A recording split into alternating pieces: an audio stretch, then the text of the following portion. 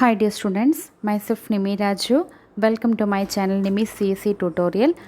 Till now we had discussed about almost all portions in C as per the K2 syllabus. Now we move on to the programming session. The first program we are going to discuss is Fibonacci series. The question is write a program to display Fibonacci series up to a limit. Okay, Fibonacci series means താഴെ ഔട്ട്പുട്ടിൽ display ചെയ്തിട്ടുണ്ട്. നമ്മൾ അതിൽ ഇൻപുട്ടായിട്ട് കൊടുക്കുന്നത് number of terms to be displayed ആണ്. Fibonacci series pattern means അത് start ചെയ്യുന്നത് 0, then next one is next number 1, next number 1, next number 2, next number 3, again 5, 8, 13, 21 etcetera.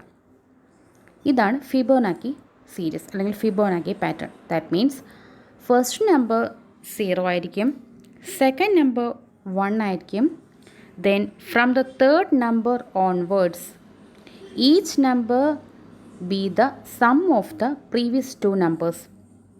Third numbers തൊട്ട് ഓരോ നമ്പേഴ്സും പ്രീവിയസ് ആയിട്ട് വരുന്ന 2 നമ്പേഴ്സിൻ്റെ സം ആയിരിക്കും. That means here third number is 1, that is previous 2 numbers എന്ന് പറയുന്നത് 0, 1, അതിൻ്റെ രണ്ടിൻ്റെയും കൂടെ സമ്മാണ് 1.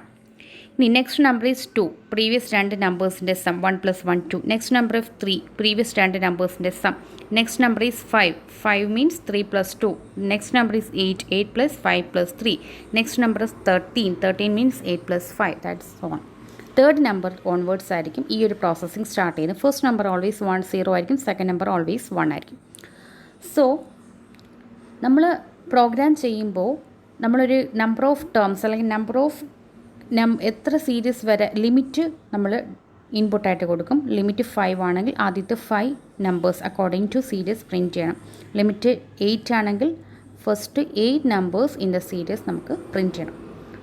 ഓക്കെ, അപ്പോൾ ഇവിടെ പ്രോഗ്രാമിൽ നോക്കി first number of terms store ചെയ്യാൻ വേണ്ടി variable n, then first 2 terms എന്ന് പറയുന്നത് ഫിക്സ്ഡ് ആണ്. So we are assigning the value 0 and 1 to T1 and T2.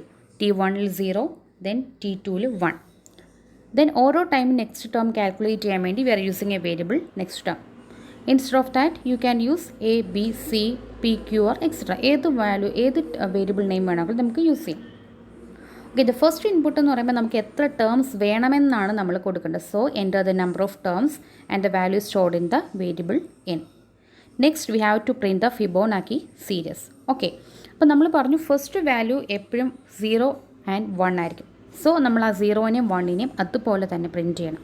അപ്പോൾ 0യും 1ഉം പ്രിൻറ്റ് ചെയ്യുമ്പോൾ ഇടയ്ക്ക് ഒരു സ്പേസ് ഇട്ട് വേണം, ടാപ്പ് സ്പേസ് കൊടുക്കണം. So we are using the step %d/t %t T1 and T2 print ചെയ്തു. ഇനി നമുക്ക് തേർഡ് നമ്പർ തൊട്ട് അല്ലെങ്കിൽ തേർഡ് എലമെൻറ്റ് തൊട്ടാണ് ഈ കാൽക്കുലേഷൻ യൂസ് ചെയ്ത് ഫസ്റ്റ് പ്രീവിയസ് 2 നമ്പേഴ്സിൻ്റെ സം എന്നുള്ള കാൽക്കുലേഷൻ യൂസ് ചെയ്ത് ചെയ്യേണ്ടത്. സോ ഓരോ തവണയും നമ്മൾ ഈ തേർഡ് നമ്പർ തൊട്ട് ഈ പ്രോസസ്സിങ്ങിനെ കണ്ടിന്യൂ ചെയ്യണം. സോ നമ്മുടെ ഈ ഔട്ട്പുട്ടിനെ ബേസ് ചെയ്താണെങ്കിൽ നമുക്ക് 5 നമ്പേഴ്സ് പ്രിൻറ്റ് ചെയ്യണമെങ്കിൽ ഫസ്റ്റ് 0യും 1ഉം പ്രിൻറ്റ് ചെയ്തു, ദെൻ 1, 2, 3 എന്ന് പറയുന്ന 3 ടൈം നമ്മൾ ഈ പറഞ്ഞ processing next term is equal to previous 2 നമ്പേഴ്സിൻ്റെ സം എന്ന് പ്രോസസ്സിങ് സ്റ്റാർട്ട് ചെയ്യാം.